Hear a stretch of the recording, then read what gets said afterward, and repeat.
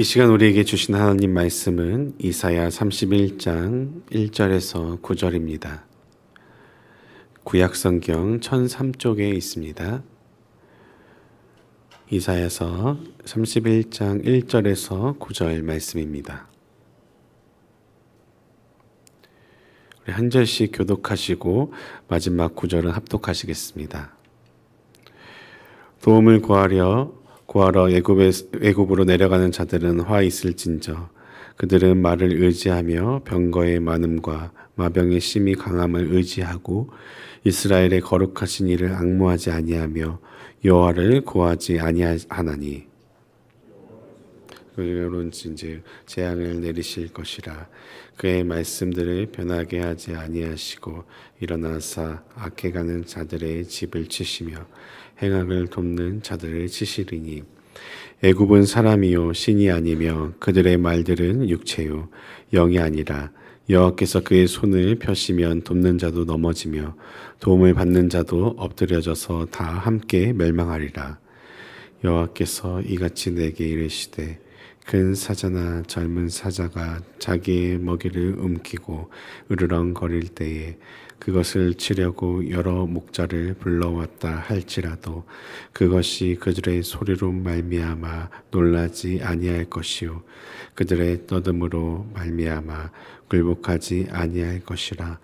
이와 같이 나 만군의 여호와가 강림하여 시온 산과 그 언덕에서 싸울 것이라. 새가 날개치며 그 새끼를 보호함 같이 나 만군의 여호와가 예루살렘을 보호할 것이라. 그것을 호위하며 건지며 뛰어넘어 구원하리라 하셨느니라.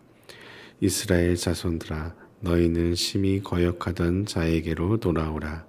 너희가 자기 손으로 만들어 범죄한 은 우상, 금 우상을 그날에는 각 사람이 던져버릴 것이며 아수르는 칼에 엎드려질 것이나 사람의 칼로 말미암음이 아니겠고 칼에 삼켜질 것이나 사람의 칼로 말미암음이 아닐 것이며 그는 칼 앞에서 도망할 것이요 그의 장정들은 목욕하는 자가 될 것이라. 그의 반석은 두려움으로 말미암아 물러가겠고 그의 고관들은 기치로 말미암아 놀라리라. 이는 여호와의 말씀이라. 여호와의 불은 시온에 있고 여호와의 풀무는 예루살렘에 있느니라. 아멘. 사람들은 대부분 위기의 순간에 본능적으로 붙잡을 수 있는 것을 찾곤 합니다. 눈에 보이고 계산할 수 있으며 당장 힘이 되어줄 것처럼 보이기 때문입니다. 오늘 말씀에도 동일한 장면이 등장합니다. 이사야 시대의 유다는 강대국 아수르의 위협 앞에서 극심한 두려움에 사로잡혀 있었습니다. 그리고 그 두려움은 결국 한 방향으로 흘러가게 됩니다. 바로 애굽을 의지하는 선택이었습니다. 당시로서는 누가 봐도 이 선택이 가장 현실적이고 합리적인 선택처럼 보였을 것입니다. 그러나 하나님께서는 오늘 본문을 통해 분명히 말씀하십니다. 화 있을진저 애굽으로 내려가는 자요.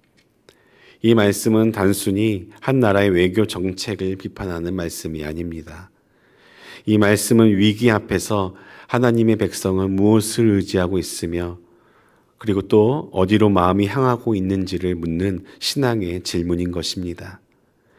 오늘 우리는 무엇을 의지하고 살아가고 있는지 이사야 31장 말씀을 통해서 우리의 삶의 방향을 다시 점검하며 눈에 보이는 힘이 아니라 하나님을 향해 온전히 돌아가는 은혜의 시간이 되시기를 간절히 소망합니다. 먼저 오늘 말씀을 통해 나눌 첫 번째는 보이는 힘을 의지해서는 안 된다는 것입니다. 오늘 말씀 1절을 보면 이렇게 말씀합니다. 도움을 구하러 애굽으로 내려가는 자들은 화 있을진저 그들은 말을 의지하며 병거의 많음과 마병의 심히 강함을 의지하고 이스라엘의 거룩하신 이를 앙모하지 아니하며 여호와를 구하지 아니하나니. 지금 유다는 애굽으로 다시 내려가려 하고 있습니다. 이 말은 단순한 위치 이동을 말하는 것이 아닙니다.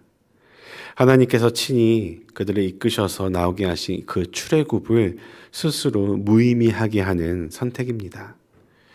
한마디로 말하면 다시 돌아가는 것입니다. 그 이유는 너무나도 단순했습니다. 애굽에는 말이 많고 병거가 많으며 군사력이 강해 보였기 때문입니다. 즉 유다는 보이는 힘을 보고 방향을 정한 것입니다. 그런데 하나님께서 보시는 진짜 문제는 애굽 그 자체가 아니었습니다. 오늘 본문은 그것을 분명히 말씀하고 있습니다. 이스라엘의 거룩하신 이를 앙모하지 아니하며 여호와를 구하지 아니하나니. 유다는 하나님을 모르는 것이 아니었습니다. 그렇다고 부정한 것도 아닙니다. 다만 그 중요한 결정의 순간에 하나님을 찾지 않았을 뿐이었다는 것입니다. 우리도 삶에 있어서 많은 어려움이 있습니다. 위기도 닥칩니다. 만약 우리가 아팠을 때에 기도만 하고 병원을 가지 말라는 것이 아닙니다. 우리가 위기의 순간에, 그 아팠을 순간에 무엇을 먼저 찾느냐라는 것입니다. 하나님을 찾고 그 하나님께 지혜를 구하며 우리가 병원에 갔을 때나 수술을 할 때 모든 일에 있어서 하나님의 손길이 우리의 삶에 도움을 주시기를 간구하며 나아가는 것, 그것을 뜻하는 것입니다. 이 유다의 행동의 그 결정에는 과연 어떤 결과가 이어졌을까요? 2절 말씀입니다. 여호와께서도 지혜로우신즉 재앙을 내릴 것이라 그의 말씀들을 변하게 하지 아니하시고 일어나사 악행하는 자들의 집을 치시며 행악을 돕는 자들을 치시리니. 여기서 하나님께서는 이렇게 말씀하십니다. 나는 지혜로운 자다. 이 말씀은 사람들이 보기에는 현실적이고 합리적으로 보였을지라도 하나님의 그 선택의 끝을 이미 알고 계시고 보고 계신다는 것입니다. 여기서 더 중요한 표현이 있습니다. 그의 말씀들을 변하게 하지 아니하시고 라고 말씀합니다. 그렇습니다. 하나님의 말씀은 상황이 바뀌었다고 해서, 환경이 달라졌다고 해서, 우리의 두려움이 극심히 커졌다고 해서 바뀌진 않습니다. 하나님의 말씀은 상황에 따라, 환경에 따라 수정되는 조언이 아니라 언제나 옳은 기준인 것입니다. 하나님의 말씀은 영원한 것입니다. 그러하기에 하나님을 의지하지 않고 다른 힘을 붙든 이 선택은 성경이 분명히 말하는 악행이 될 수밖에 없습니다. 그리고 하나님은 그 악을 행한 자들뿐만 아니라 그 악을 돕는 자들까지 심판하실 거라고 말씀하십니다. 그리고 그 분명한 이유를 다시 한번 3절에서 분명하게 말씀하십니다. 애굽은 사람이요 신이 아니며 그들의 말들은 육체요 영이 아니라 여호와께서 그의 손을 펴시면 돕는 자도 넘어지며 도움을 받는 자도 엎드려져서 다 함께 멸망하리라. 하나님은 애굽을 아주 분명하게 정의하고 있습니다. 애굽은 사람이지 신이 아니라고 말씀한 것입니다. 아무리 애굽이 말이 많고 병거가 강하며 군사력이 강할지라도 그들은 사람일 뿐입니다. 애굽은 창조주가 아니라 그저 피조물일 뿐이라는 것입니다.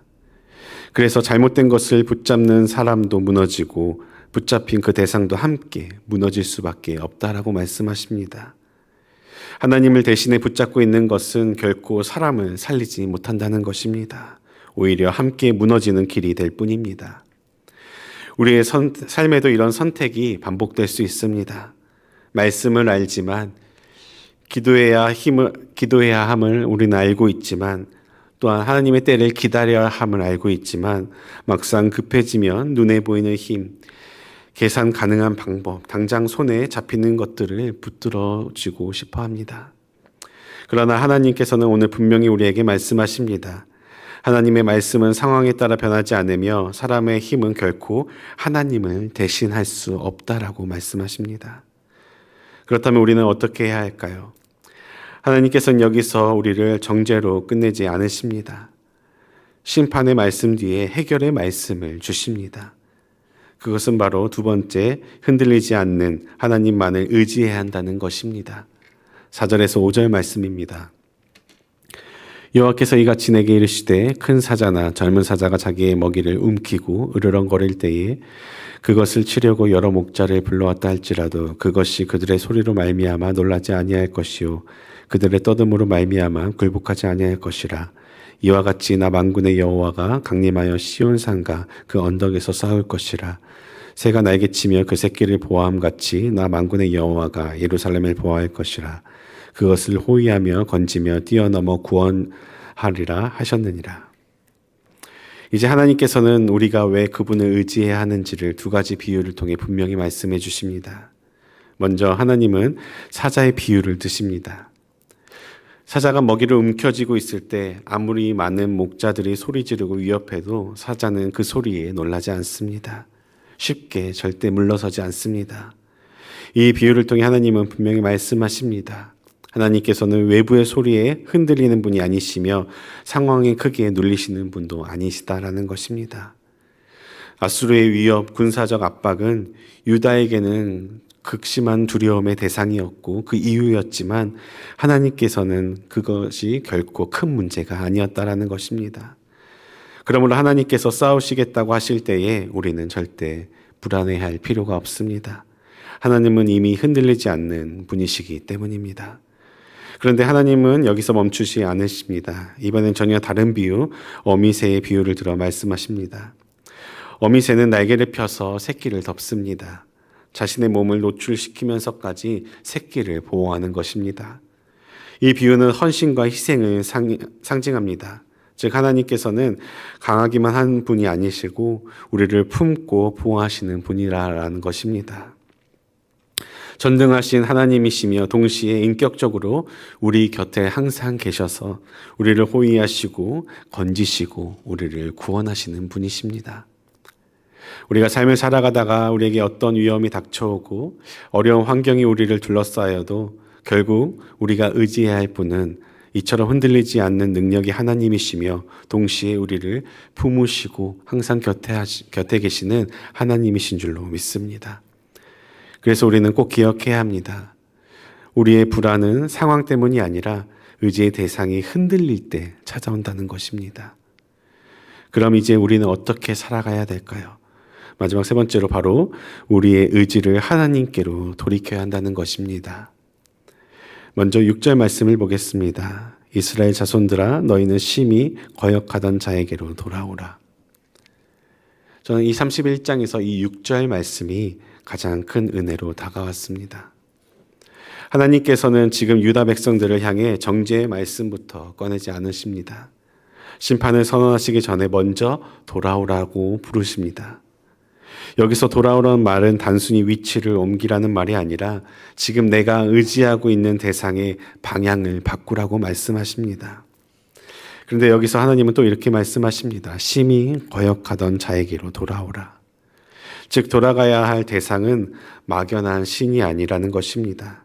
이미 우리와 함께하고 계시고 우리를 승리로 이끄셨으며 그러나 우리가 두려움 앞에서 외면해 왔었던 그 하나님께로 다시 돌아오라고 말씀하십니다. 너무 슬프고도 감동적인 말씀 아닙니까? 우리가 이미 하나님을 배반했음에도 불구하고 우리가 그 두려움 앞에서 하나님을 외면했음에도 불구하고 너희가 그 외면했던 그 대상인 나에게 다시 돌아오라라고 말씀하고 계시는 것입니다. 이어지는 7절에서는 그 회개의 모습이 아주 분명하게 나타납니다. 너희가 자기 손으로 만들어 범죄한 은 우상 그 무상을 그날에는 각 사람이 던져버릴 것이며 그렇습니다. 회개는 결코 추상적인 결심이 아닙니다. 회개에는 반드시 버리는 행동이 따라야 된다는 것입니다. 은과 금은 당시 매우 가치 있는 것이었습니다. 그것들을 붙들면 그들의 안전을 확보할 수 있을 것이라고 그들은 생각했습니다. 그러나 하나님께서는 분명히 말씀하십니다. 하나님께 돌아오려면 손에 쥔 것을, 가지고 있는 것을 내려놓아야 한다는 것입니다. 그렇습니다. 하나님께 돌아간다는 것은 지금까지 하나님보다 더 의지했던 것들, 하나님을 놓치게 만들었던 우상들을 과감히 던져버리는 것입니다. 그리고 이것이 바로 하나님께서 우리를 회복시키는 방식입니다. 마지막 8절에서 9절 말씀입니다. 아수르는 칼에 엎드려질 것이나 사람의 칼로 말미암음 아니겠고 칼에 삼켜질 것이나 사람의 칼로 말미암음이 아닐 것이며 그는 칼 앞에서 도망할 것이요 그의 장정들은 복역하는 자가 될 것이라. 그의 반석은 두려움으로 말미암아 물러가겠고 그의 고관들은 기치로 말미암아 놀라리라. 이는 여호와의 말씀이라. 여호와의 불은 시온에 있고 여호와의 풀무는 예루살렘에 있느니라. 결국 아수르는 무너집니다. 그러나 그 방식은 사람의 계산이나 사람의 힘이 아니라는 것입니다. 이 말씀은 우리에게 아무것도 하지 말라는 말씀이 아니라 모든 주도권은 하나님에게 있다는 선언인 것입니다. 아수르가 두려워한 것은 유다가 아니라 바로 하나님의 임재였다는 것입니다. 이제 우리는 분명하게 알 수 있습니다. 우리의 삶에서 하나님이 계신 곳이 가장 안전한 곳이다라는 것입니다. 하나님의 불이 있는 곳이 우리의 피난처인 것입니다. 그러므로 오늘 말씀 앞에서 우리는 다시 결단해야 합니다. 보이는 힘을 의지하는 자리에서 떠나 흔들리지 않는 하나님께로 우리의 의지의 방향을 돌이켜야 할 줄로 믿습니다. 말씀을 마무리하겠습니다. 오늘 이사야 31장 말씀을 통해 우리는 위기 앞에서 드러나는 우리의 신앙의 민낯을 볼 수밖에 없습니다. 유다는 하나님을 몰랐던 백성이 결코 아니었습니다. 그러나 두려움이 커지자 말씀보다 눈에 보이는 힘을 더 의지했고 하나님을 기다리기보다 즉각적인 해결책처럼 보이는 애굽을 선택했다라는 것입니다. 하지만 하나님께서는 분명히 말씀하십니다. 보이는 힘이 결코 하나님을 대신할 수 없으며 사람의 힘을 신처럼 의지할 때 돕는 자도 도움을 받는 자도 함께 무너질 수밖에 없다라고 말씀하십니다. 그러나 감사한 것은 하나님께서 여기서 우리를 정죄로 몰아가지 않으신다는 것입니다. 하나님께서는 흔들리지 않는 사자처럼 우리의 싸움을 대신 싸우시는 분이시며 어미새처럼 우리의 연약함을 날개로 덮어주시는 분이십니다. 그리고 마침내 하나님께서는 이렇게 우리를 부르십니다. 너희가 심히 거역하던 자에게로 돌아오라. 그렇습니다. 하나님께로 돌아온다는 것은 막연한 감정의 변화가 아닙니다. 그저 우리가 눈물로 회개하며 그치는 것, 눈물로 주님 죄송합니다 하며 그 자리에서 그걸로 끝인 것이 아닙니다. 하나님께로 돌아간다는 것은 막연한 감정의 변화가 아니라 눈물을 흘리며 감정의 호소로 끝나는 것이 아니라 하나님께 돌아간다는 것은 우리의 삶의 의지의 방향을 바꾸는 결단이 필요한 것입니다. 그 결단은 지금까지 나를 붙들어 주는 것처럼 보였지만 사실은 나를 하나님에게로부터 멀리 만들었던 것들, 내 마음을 사로잡고 있었던 우상들을 하나님 앞에 내려놓는 것입니다. 즉 나의 신을 벗어야 하는 것입니다. 그랬을 때에 하나님께서는 우리가 싸우지 않아도 될 싸움을 친히 싸워주시고 사람의 칼이 아닌 하나님의 방식으로 우리의 앞에 모든 두려움을 무너뜨려 주실 줄로 믿습니다. 그러니 꼭 기억하시기 바랍니다. 가장 안전한 자리는 가장 강해 보이는 곳이 아니라 하나님이 계신 자리입니다. 오늘 이 말씀 앞에 다시 한번 우리의 삶을 돌아보며 보이는 힘이 아니라 하나님을 의지하고 우리의 의지의 방향을 하나님께 돌이키는 은혜의 결단이 있기를 간절히 주님의 이름으로 소망합니다. 기도하시겠습니다. 사랑과 은혜가 풍성하신 하나님 아버지, 오늘도 말씀 앞에서 우리의 모습을 돌아보게 하시니 감사합니다. 위기의 순간마다 주님보다 눈에 보이는 힘을 더 의지했던 우리의 어리석음을 고백하오니 주님 용서하여 주시옵소서. 흔들리는 상황 앞에서 흔들리지 않는 하나님을 바라보게 하시고 사람의 힘이 아니라 주님의 말씀을 먼저 붙드는 믿음을 허락하여 주시옵소서.